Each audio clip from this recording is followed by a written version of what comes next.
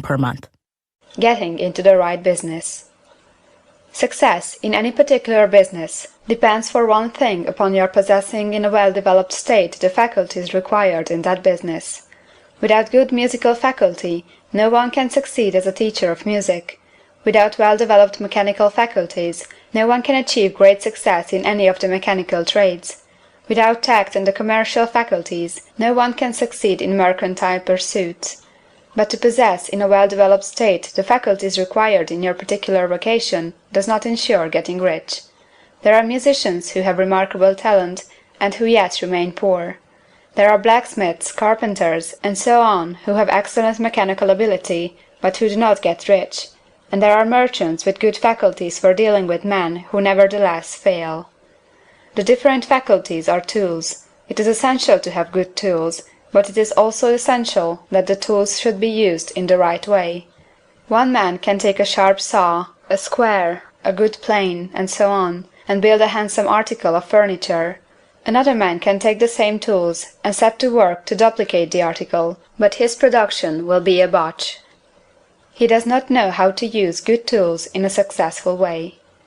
The various faculties of your mind are the tools with which you must do the work which is to make you rich. It will be easier for you to succeed if you get into a business for which you are well equipped with mental tools. Generally speaking, you will do best in that business which will use your strongest faculties, the one for which you are naturally best fitted. But there are limitations to this statement also. No man should regard his vocation as being irrevocably fixed by the tendencies with which he was born. You can get rich in any business, for if you have not the right talent, you can develop that talent. It merely means that you will have to make your tools as you go along, instead of confining yourself to the use of those with which you were born. It will be easier for you to succeed in a vocation for which you already have the talents in a well-developed state, but you can succeed in any vocation, for you can develop any rudimentary talent, and there is no talent of which you have not at least the rudiment. You will get rich most easily in point of effort if you do that for which you are best fitted, but you will get rich most satisfactory if you do that which you want to do. Doing what you want to do is life, and there is no real satisfaction in living if we are compelled to be forever doing something which we do not like to do, and can never do what we want to do. And it is certain that you can do what you want to do. The desire to do it is proof that you have within you the power which can do it. Desire is a manifestation of power.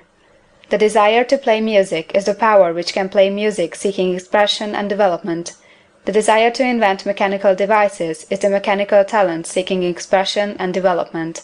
Where there is no power, either developed or undeveloped, to do a thing, there is never any desire to do that thing, and where there is strong desire to do a thing, it is certain proof that the power to do it is strong, and only requires to be developed and applied in the right way.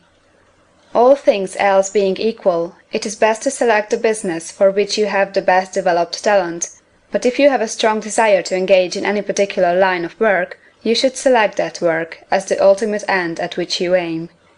You can do what you want to do, and it is your right and privilege to follow the business or avocation which will be most congenial and pleasant. You are not obliged to do what you do not like to do, and you should not do it except as the means to bring you to the doing of the thing you want to do. If there are past mistakes whose consequences have placed you in an undesirable business or environment, you may be obliged for some time to do what you do not like to do, but you can make the doing of it pleasant by knowing that it is making it possible for you to come to the doing of what you want to do. If you feel that you are not in the right vocation, do not act too hastily in trying to get into another one. The best way generally to change business or environment is by growth. Do not be afraid to make a sudden and radical change if the opportunity is presented, and you feel after careful consideration that it is the right opportunity. But never take sudden or radical action when you are in doubt as to the wisdom of doing so. There is never any hurry on the creative plane, and there is no lack of opportunity. When you get out of the competitive mind, you will understand that you never need to act hastily. No one else is going to beat you to the thing you want to do. There is enough for all. If one space is taken, another and a better one will be opened for you a little farther on. There is plenty of time. When you are in doubt, wait. Fall back on the contemplation of your vision. and increase your faith and purpose, and by all means, in times of doubt and indecision, cultivate gratitude.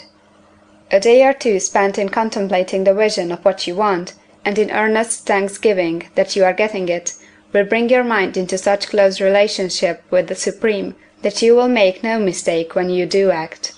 There is a mind which knows all there is to know, and you can come into close unity with this mind by faith and the purpose to advance in life, if you have deep gratitude. Mistakes come from acting hastily, or from acting in fear or doubt, or in forgetfulness of the right motive, which is more life to all, and less to none. As you go on in the certain way, opportunities will come to you in increasing number, and you will need to be very steady in your faith and purpose, and to keep in close touch with the All-Mind by reverent gratitude. Do all that you can do in a perfect manner every day, but do it without haste, worry, or fear. Go as fast as you can, but never hurry. Remember that in the moment you begin to hurry, you cease to be a creator and become a competitor. You drop back upon the old plane again. Whenever you find yourself hurrying, call a halt. Fix your attention on the mental image of the thing you want, and begin to give thanks that you are getting it. The exercise of gratitude will never fail to strengthen your faith and renew your purpose.